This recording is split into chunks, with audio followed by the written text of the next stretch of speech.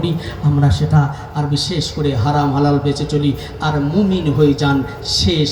এই কথা শুধু প্রত্যেকটা জায়গায় আল্লাহ রাব্বুল আমিন জানাচ্ছেন মুমিন হওয়া লাগবে, তবে তার জন্যে স্পেশালিস্ট, তার জন্যে সব কিছু বরাদ্দ থাকবে। মুমিন যদি না হতে পারি তাহলে আমাদের সব বেকার। মুমিন হওয়া লাগবে, ঈমান অর্জন করতে হবে। যাই হোক, আমি আর বিস্তারিত নিলাম না, বিদায় নিলাম। জি জি হ্যাঁ, না আমি আর বলছি না।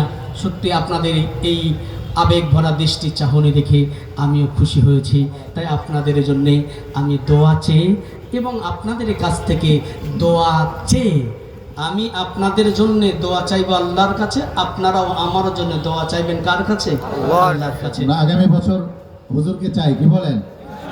আপনারা রাজি আছেন ইনশাআল্লাহ?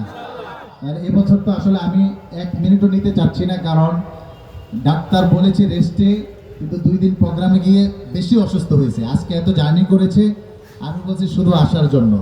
আমরা আনন্দিত, আমরা খুশি, আর আমরা সময় নিচ্ছি না। আল্লাহ বাঁচিয়ে রাখলে, সুস্থ থাকলে আগামীতে আমাদের সময় দেবেন, এই আশা আমরা ব্যক্ত করছি।